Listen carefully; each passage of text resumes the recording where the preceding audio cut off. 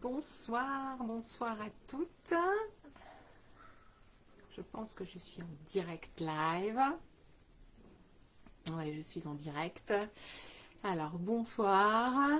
Je vous laisse arriver. Il faut quand même que je ris intérieurement parce que juste avant que j'appuie sur le bouton lancer la vidéo en direct, j'ai une étagère là au fond derrière moi, en bas vous voyez pas, mais qui s'est complètement effondrée avec plein de livres dessus. Il y a des dictionnaires qui sont assez lourds, donc c'est tombé. Donc voilà, donc on respire, on lâche prise, comme disent les sophrologues, on accueille ce qui se passe, et puis là, je vais faire mon live et puis j'ai rangé mes bouquins juste après, tranquillement, sans problème. J'espère qu'il n'y a pas une autre étagère qui va se casser la figure pendant le live, mais on verra. Ça, c'est la surprise.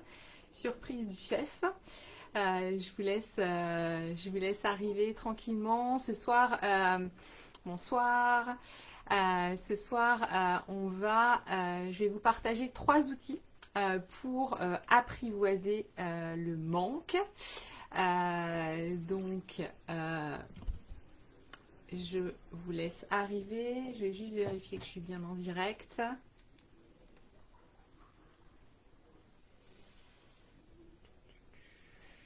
Ouais, il y a des personnes qui se connectent.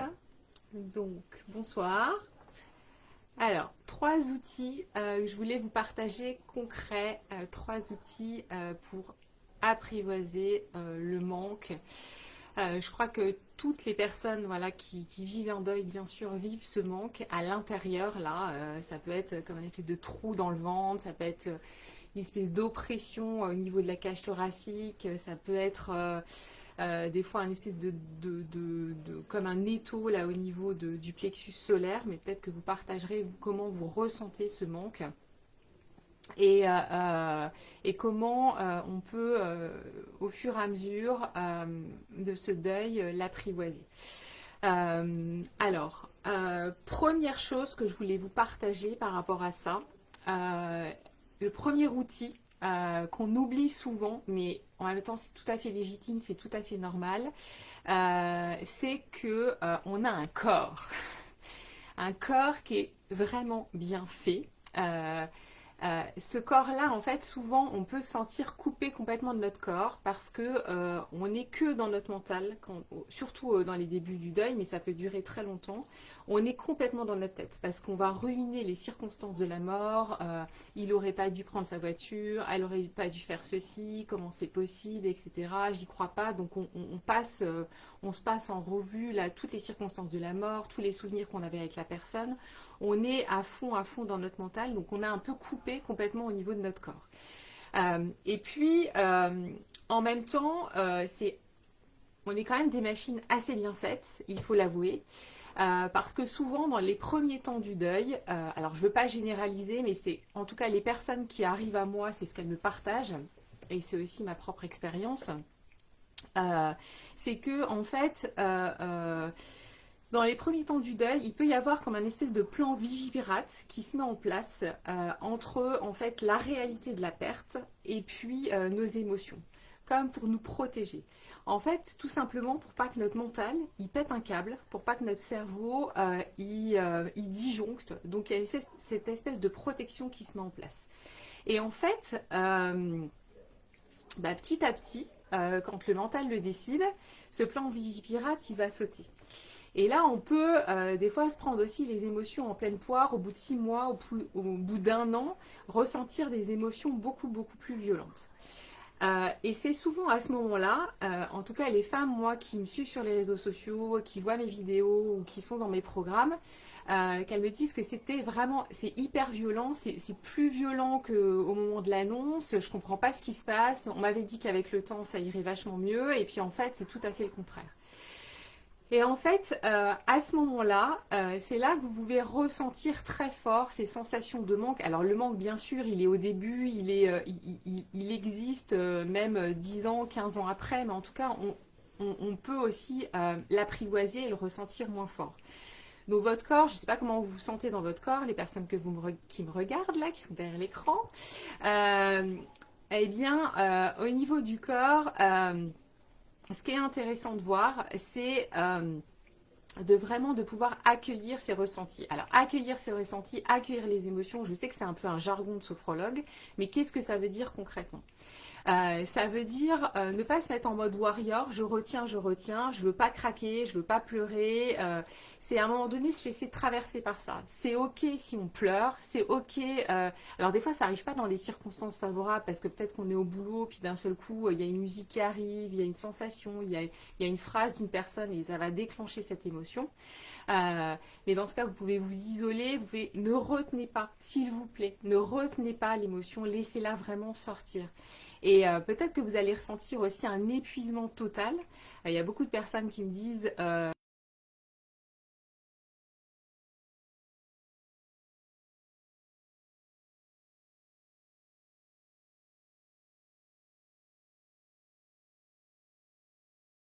il y a un vrai tsunami qui se passe au niveau du corps. Nous, on s'en rend pas forcément compte parce qu'on est là, on est au niveau du mental.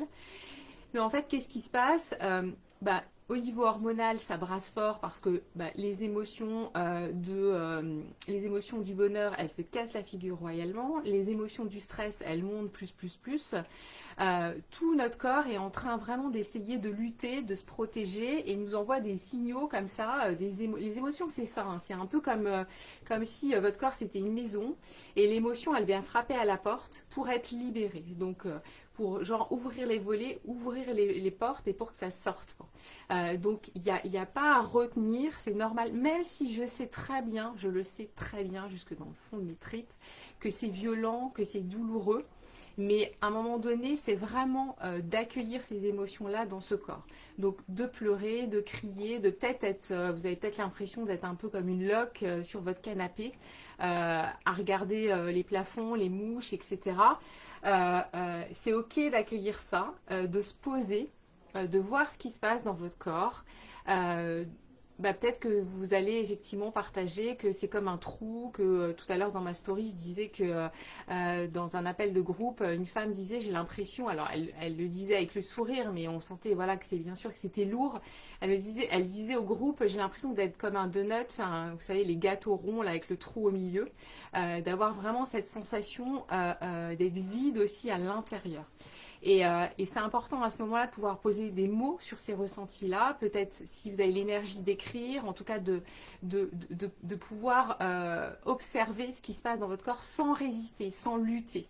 Je sais que c'est pas simple, mais notre corps, il va vraiment tout mettre en route pour travailler sur vraiment cette cicatrisation, sur cette blessure. Je le dis et je le redis, c'est comme quand vous vous coupez. Imaginons que vous avez une blessure au niveau de la main, vous vous coupez, même si vous n'allez pas aux urgences, même si vous désinfectez pas votre blessure, le corps en fait il va se mettre en route pour vraiment recoller les chairs au niveau de l'ADN, au niveau du sang, ça va travailler fort pour cicatriser. Donc forcément, ça bouffe beaucoup d'énergie. C'est pour ça qu'on est si fatigué, si épuisé. Et il n'y a pas à lutter contre ça, il y a juste à accueillir ça. Donc c'est vraiment important de savoir que notre corps, c'est notre allié. Il n'y a pas à glisser les émotions sous le tapis, il y a juste à les sentir, à les vivre et surtout à garder confiance pour la suite. Donc vraiment, le corps, c'est vraiment notre meilleur allié pour traverser ce deuil-là. Le deuxième outil, et n'hésitez pas à me dire ce que vous en pensez.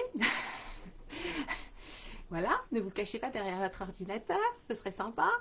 Le deuxième outil, oui, et deuxième chose que je voudrais rajouter par rapport au corps, souvent, moi, les femmes que je rencontre, c'est des femmes qui habituellement soutiennent beaucoup les autres.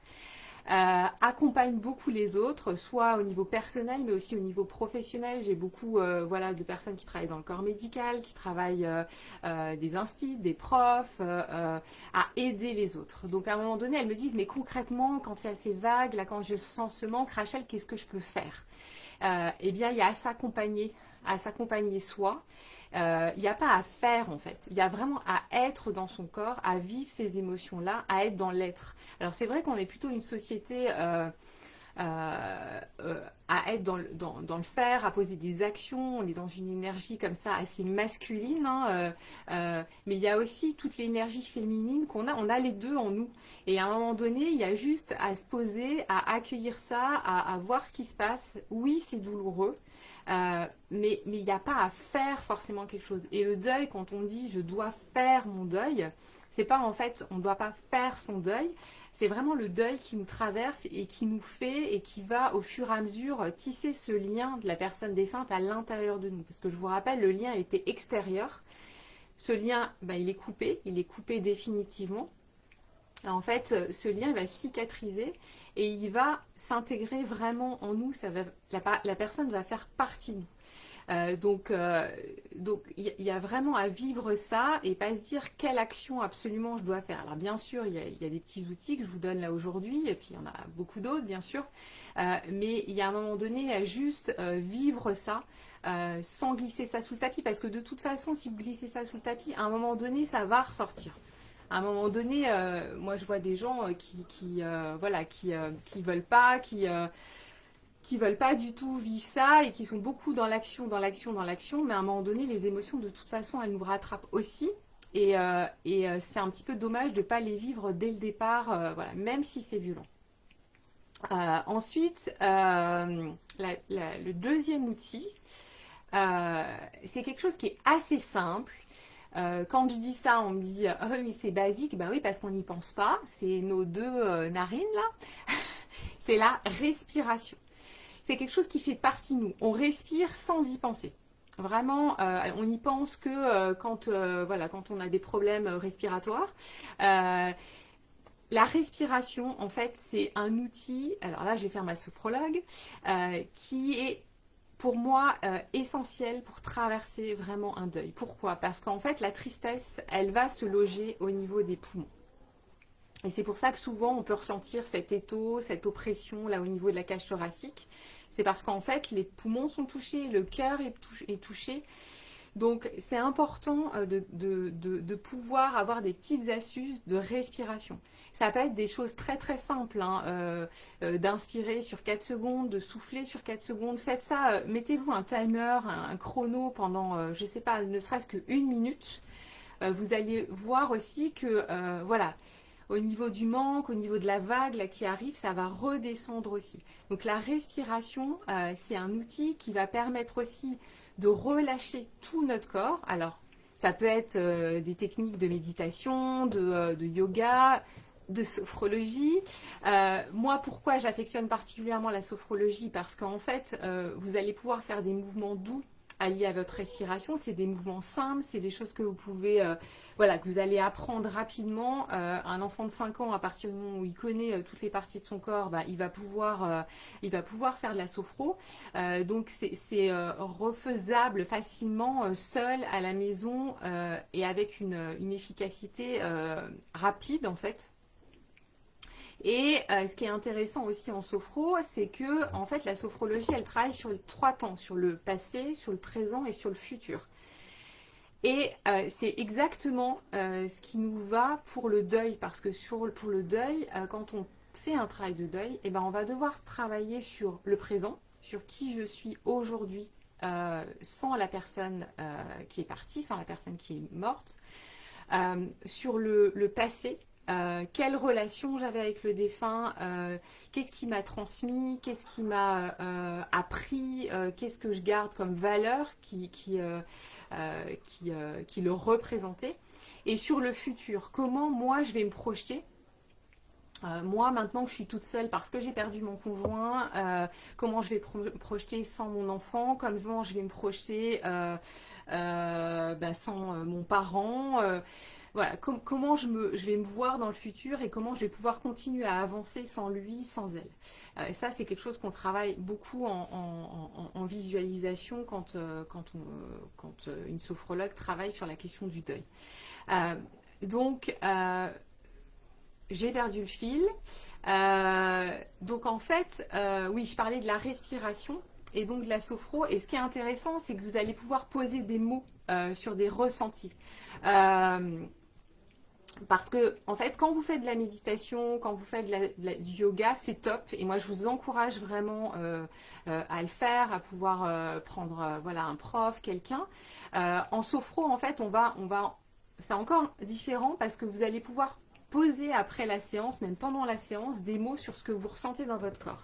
Et souvent, c'est un super levier aussi au niveau de la parole parce que, en fait, ça peut être compliqué de mettre des mots sur ce qu'on vit, sur ce qu'on ressent. Et de repartir du corps, ça permet de mettre le mental un peu au ralenti.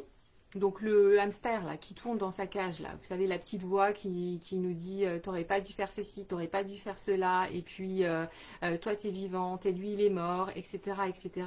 Bah, ça permet aussi la petite voix de la faire taire, de l'éloigner et de se reconcentrer sur le corps. Donc les émotions vont s'exprimer, il y a un relâchement complet du corps, donc c'est vraiment, ça permet aussi de faire levier par rapport à la parole, par rapport à exprimer certaines choses que vous n'arriviez pas à formuler parce que c'était trop dur, parce que ça vous faisait trop mal. Et au niveau corporel, ça permet aussi de relâcher toutes les tensions. Parce qu'en fait, le deuil, c'est vraiment c'est un stress puissance vraiment 10 000, quoi. C'est un stress très très important. Donc on est hyper contracté, quoi. On veut tenir, on veut pas lâcher. Souvent on s'accroche à ce lien externe parce qu'on veut pas accepter, on veut pas voilà, on s'accroche aussi beaucoup au passé. Et en fait, il y a des contractions. C'est un choc. Hein. C'est comme quand vous prenez un choc, un coup, il y a une contraction qui se passe dans le corps. On n'en a pas toujours conscience. Et donc, ça va permettre aussi de relâcher tous les muscles, tout le corps en profondeur. Et forcément, de reposer aussi le corps. Parce que cette fatigue extrême dont je parlais au début, effectivement, elle est liée à tout ce deuil, à tout ce travail de deuil et tout le chambardement qu'il y a au niveau de notre corps. Et puis, cette fatigue, c'est une fatigue, comment dire, c'est pas tant une fatigue physique, parce qu'il y a plein de personnes qui me disent, mais Rachel, moi je travaille qu'à mi-temps, voire je suis en arrêt et j'ai l'impression que je suis crevée comme si j'avais fait tous les jours un marathon. En fait, souvent, c'est une fatigue énergétique. Donc, on va pouvoir aussi, avec la respiration, libérer là, ces tensions, cette fatigue énergétique et pouvoir aussi reprendre un cycle normal, notamment par rapport au sommeil, parce qu'il va falloir bien récupérer. Et on sait que le sommeil est souvent perturbé. Alors, pas chez tout le monde, et c'est ok si vous dormez bien. Il n'y a pas à culpabiliser, parce que des fois, il y a des femmes qui me disent « Non mais Rachel, tu te rends compte, je dors super bien, alors que voilà, j'ai perdu un proche, c'est horrible et tout, mais je dors comme un bébé. » Tant mieux si vous dormez comme un bébé, parce que vous allez pouvoir récupérer, parce que le deuil demande vraiment beaucoup d'énergie. Et si vous ne dormez pas, c'est pas non plus une fatalité. En fait, à un moment donné, c'est aussi... je ne vais pas m'engager sur le sommeil, il faudrait faire un Facebook Live sur le sommeil, mais en tout cas, c'est pouvoir renvoyer au cerveau le message que on va dormir la nuit et le jour, c'est vraiment fait pour être éveillé. Donc, il y a des choses aussi, ça pourrait faire l'objet d'un live sur le sommeil, pour renvoyer les bons messages au mental, pour pouvoir vraiment reprendre un rythme de sommeil à peu près correct, une qualité de sommeil. Pour pouvoir récupérer et être à minima en forme la journée. Donc la respiration, voilà, c'est un très bon outil pour se reconnecter à son corps et pour accompagner le corps qui en a vraiment besoin parce qu'il bosse fort pour l'aider vraiment à se régénérer, à récupérer. Véronique, bonsoir Véronique. C'est vrai que je me sentais souvent oppressée. Je me suis forcée à me poser, ralentir pour mieux ressentir. Je me suis écoutée, connaître mon corps pour le comprendre. J'ai appris à respirer avec l'application Respire Relax qui m'a beaucoup aidée. Voilà, c'est exactement ça. J'ai envie de te dire... ah non, c'est pas Véronique. Véronique, c'était le premier message. Le deuxième, c'est... Voilà, je ne connais pas le prénom, ça doit être un nom de famille ou un raccourci, un pseudo. Mais en tout cas, ce que tu partages par rapport au fait de ralentir, c'est vrai qu'il y a à s'autoriser à ça. C'est intéressant ce que tu partages parce que c'est s'autoriser à ralentir et parce qu'en fait on peut aussi prendre beaucoup sur soi, hein. C'est ce que je disais, les femmes que j'accompagne souvent, elles sont un peu en mode la warrior, non je peux pas m'arrêter, il faut que je fasse ça, il faut que je fasse ceci, et c'est vraiment important à un moment donné de se poser, de ralentir. Alors ça nous demande souvent c'est contre notre nature, mais le deuil nous apprend ça aussi, à ralentir, à être patiente. Donc je sais que c'est pas notre fort, mais c'est vraiment quelque chose qui est nécessaire. C'est pas du temps de perdu aussi. Parfois on me dit non mais je ralentis, je fais les choses plus lentement, j'ai l'impression de perdre mon temps, ça va pas assez vite. Mais ce temps-là en fait il est incompressible quoi. On doit en passer par là. Ça, ça fait aussi partie du processus de deuil, d'être au ralenti. Le deuil, c'est pas une maladie, c'est sûr, mais c'est quand même un choc très violent. Donc, si vous vous cassez la jambe, vous n'allez pas 3 semaines après aller courir un marathon et tout le monde trouvera ça normal. Pour le deuil, c'est exactement la même chose. Euh, donc, je vous ai parlé du corps, de la respiration. Et le troisième outil qui me semble vraiment important, euh, à la fois pour mieux traverser ce manque, pour le partager, pour l'apaiser, c'est pouvoir échanger dans des groupes d'entraide. Euh, alors, par rapport à ça, souvent on me dit non mais moi j'ai pas envie de parler avec d'autres personnes qui traversent un deuil, ça va me plomber. Bonsoir Valérie, voilà, c'est eu un prénom, merci. Merci pour votre partage. Euh, donc par rapport au groupe d'entraide, pourquoi c'est intéressant d'intégrer des groupes d'entraide, ou vous appelez ça groupe de parole, en tout cas euh, parce que vous allez pouvoir euh, partager avec d'autres personnes qui vivent exactement la même chose que vous. Bien sûr que chaque deuil est unique et vous faites chacune votre chemin personnel. Voilà, c'est sûr. Les circonstances de la mort ne sont pas les mêmes, le lien que vous avez avec la personne peut être différent, et même moi dans les femmes que j'accompagne par exemple dans les programmes qui concernent le deuil du conjoint, même si elles ont toutes perdu un conjoint, voilà, la relation n'était pas la même. Il y a des femmes qui étaient encore très en amour avec leur mari, où il y avait un lien très fusionnel. Il y en a d'autres où voilà, le couple s'était éloigné. Certaines pouvaient être en train de se séparer en instance de divorce quand le conjoint est décédé. Donc l'histoire, bien sûr, elle est différente. Cela dit, il y a quand même énormément de points communs. Et en fait, il y a vraiment une connexion. Enfin, moi, je le vois. Alors, je ne sais pas ce qui se passe dans les autres groupes de parole, d'entraide, voilà. Mais en tout cas, je peux juste parler du mien. C'est qu'il y a une vraie connexion entre elles, qu'elles se comprennent rapidement et à demi-mot. Tout de suite, il y a une écoute, il y a vraiment, voilà, le groupe est hyper soudé. Et ça, en fait, c'est hyper aidant par rapport à ce sentiment, à cette émotion forte du manque, parce qu'elles peuvent partager par rapport à ça, elles peuvent partager aussi chacune comment elles traversent ces moments-là, parce que souvent, elles ont mis en place des choses qui les aident et qui peuvent aider aussi les autres. Donc c'est hyper rassurant aussi. Il y en a beaucoup qui, à la fin des appels de groupe, nous disent voilà, qu'est-ce que ça m'a fait du bien, ça m'a rassuré. Et puis je me rends compte que je suis pas folle, quoi. Je suis pas une extraterrestre. Et je me rends compte que ce que vivent d'autres, je suis pas seule à les vivre. Et ça, c'est vraiment hyper fort et hyper puissant. C'est vraiment hyper important. Après, oui, des fois on me dit, oui, non mais moi j'ai été une fois dans une association, dans un groupe de parole, ça m'a plombé, j'étais pas bien.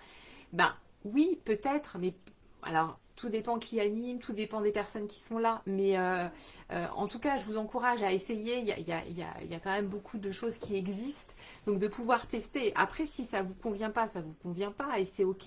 Mais je pense que c'est vraiment un outil qui est vraiment hyper puissant et c'est pour ça aujourd'hui, moi, que ça fait partie complètement de mon programme. Parce que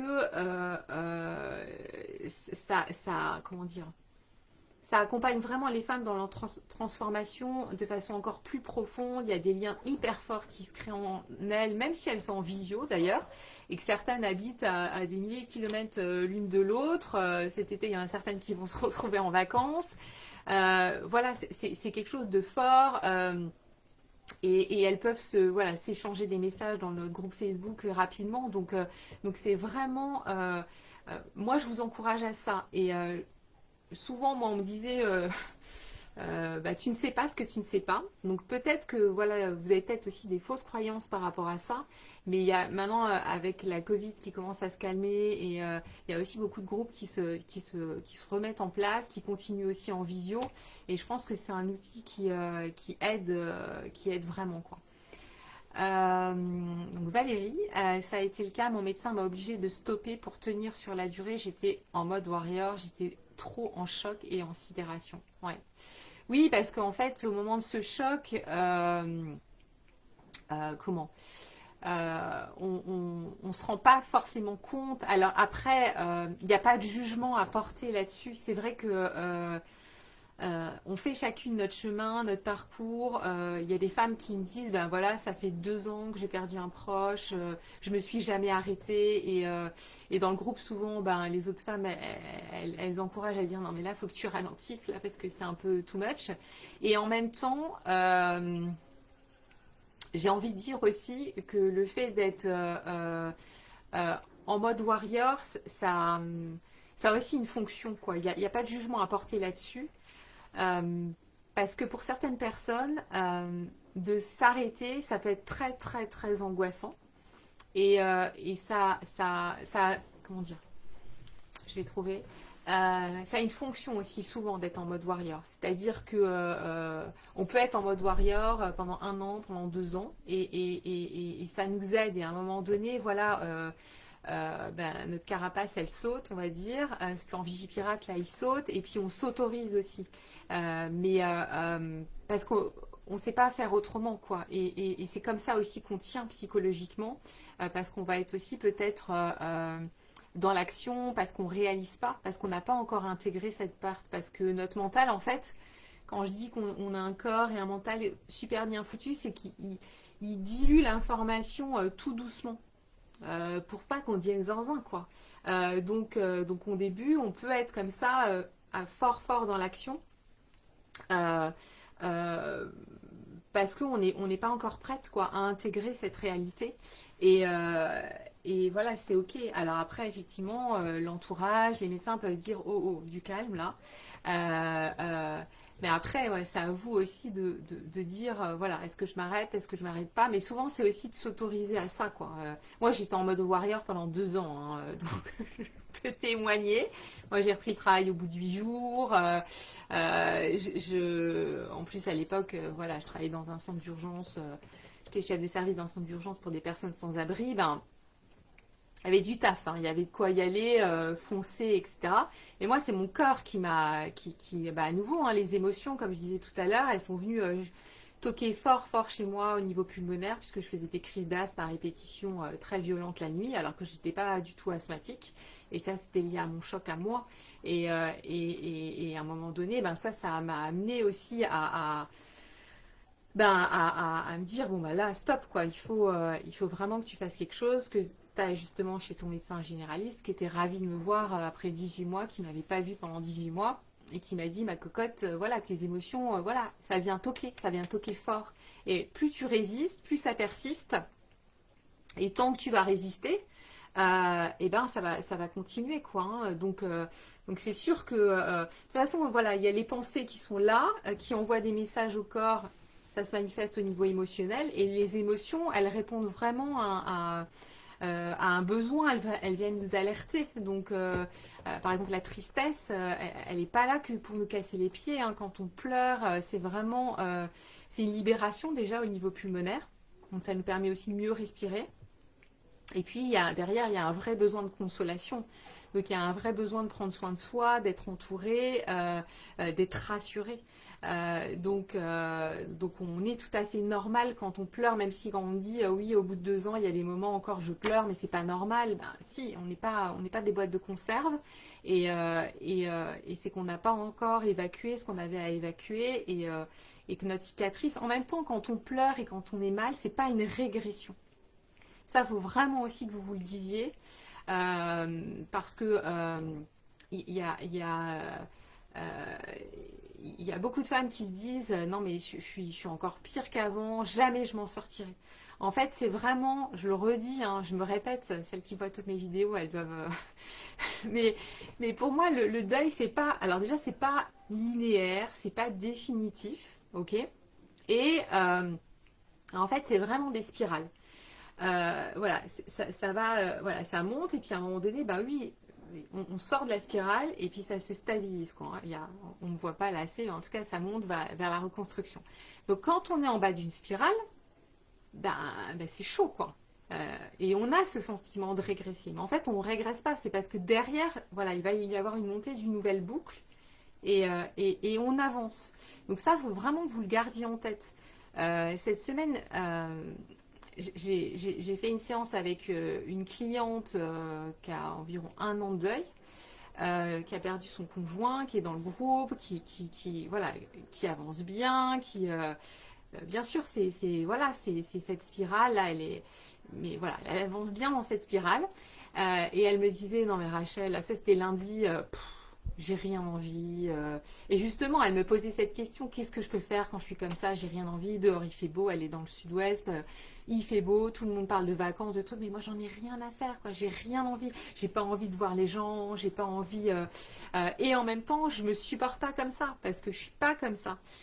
Parce que j'aime la vie, parce que j'ai envie de mettre en place des projets. Et donc on a beaucoup parlé pendant cette heure-là. On a été encore plus loin que ce que je vous partage là. Et comme dans les groupes, alors là on n'a pas fait de sophro pendant cette heure-là, parce qu'elle avait vraiment besoin de poser des mots sur ses émotions et sur ce qu'elle vivait, et je lui donnais des repères aussi. Et mercredi soir, elle a participé au groupe de sophro, au club de sophro, voilà, en groupe. Et à la fin de la séance, on travaillait justement sur les pensées négatives, les pensées noires. Elle m'a dit, mais c'est dingue parce que, waouh, je pensais pas que je pouvais changer comme ça d'état d'esprit d'un seul coup. Mon manque, il est complètement calmé, je me sens bien, c'est fou, quoi. Donc ça montre aussi bien que tout ça, c'est complémentaire. Le travail sur le corps, la respiration, la parole, tout ça, ça fait partie d'un package. Et qui vous permet aussi voilà, de mieux traverser ces vagues et de vous apaiser et de passer à la spirale suivante et au fur et à mesure comme ça d'avancer. Donc voilà, je ne sais plus ce que je voulais dire, j'ai perdu le fil, je vais lire vos commentaires.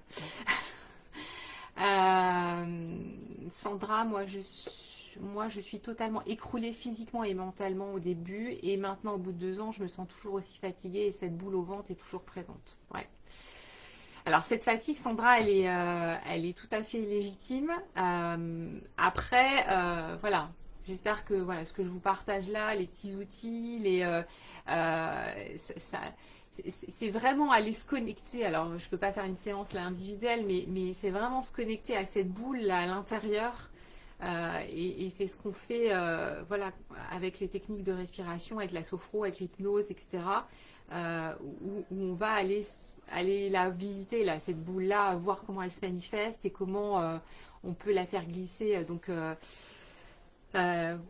faut expérimenter. C'est pas une fatalité d'être bloqué dans son corps. Et voilà, moi je suis. Alors, c'est sûr que je prêche pour ma paroisse, mais il y a pas que. C'est vrai qu'en France, sur le deuil, on envoie tout le monde chez le psy. Et c'est super. Et moi, je travaille avec plein de psychologues, plein de psychiatres qui m'envoient des gens et qui reconnaissent que le travail sur le corps, il est hyper complémentaire et que le travail dans des groupes. Et si vous regardez les conférences de Christophe Fauré, par exemple, les groupes, il en parle régulièrement aussi.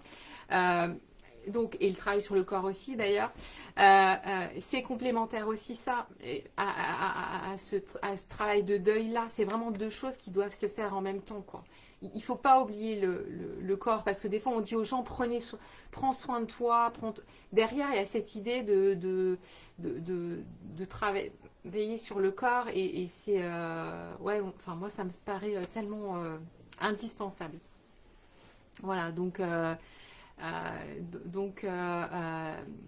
la fatigue, elle fait partie du processus, Sandra.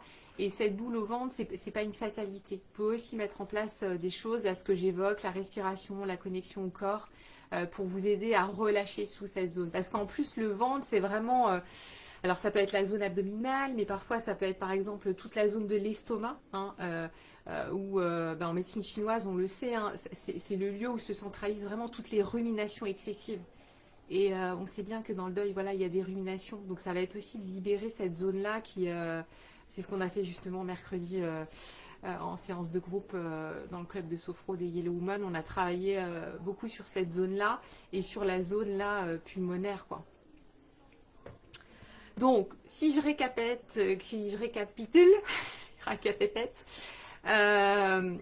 pour moi, alors, je vous partage là 3 outils, mais il y en a d'autres, mais en tout cas, c'est vraiment la reconnexion au corps, là, dans le moment présent, pouvoir exprimer vos émotions. Deuxièmement, c'est la respiration, et c'est la parole, mais pour moi, la parole dans des groupes, ça, c'est, voilà, 3 outils hyper puissants pour vous aider à traverser ces manques et à apprivoiser à votre rythme le manque, à mieux passer ces vagues.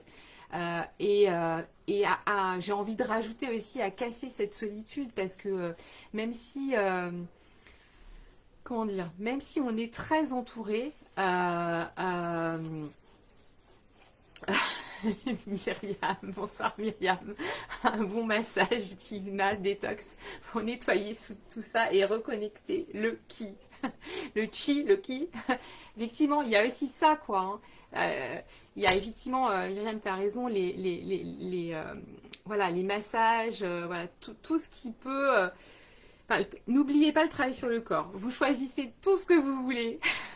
Mais il y a plein de choses, donc, et le faire régulièrement aussi. Parce que moi, je crois pas, Myriam, je sais pas ce que tu en penses, mais parce que souvent on me dit oui, j'ai fait ça une fois, et puis non, il y a aussi à faire ça régulièrement, et aussi sur plusieurs mois, quoi, pour vraiment travailler en profondeur, quoi. C'est pas magique, quoi, hein. Donc c'est vraiment important, quoi.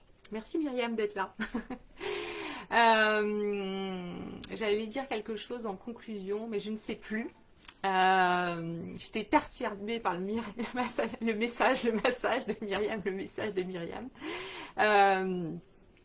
En tout cas, je vais m'arrêter là. C'est qu'il faut que je m'arrête là. Je vous souhaite une bonne soirée.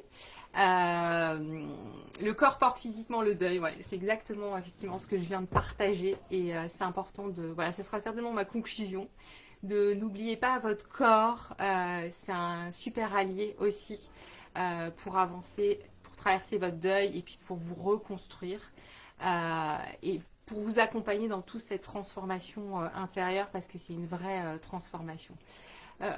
Bonsoir Manu, une tisane à base de un truc qui détend, quoi. Aussi. Voilà, il y a plein de choses, donc je pense que c'est sûr qu'il faut, enfin il n'y a pas il faut, mais en tout cas, c'est pas une chose qui va vous aider. Il y a plusieurs choses. C'est pour ça que moi je propose toujours des choses différentes dans mes programmes. Même aujourd'hui, il y a des intervenants extérieurs qui interviennent dans mes programmes et qui proposent d'autres choses. Voilà, c'est pas, j'ai envie de dire que ça va être long, mais en même temps, cette transformation, voilà, elle est possible. Et si on veut qu'elle se fasse en profondeur, bah oui, ça nous demande un peu de taf, quoi. C'est pas pour rien qu'on parle de travail de deuil, parce que oui, c'est un vrai travail pour accompagner notre transformation intérieure, et intégrer ce lien extérieur à l'intérieur de nous. Et c'est possible, et c'est pas, et je m'arrêterai là, c'est pas une fatalité non plus.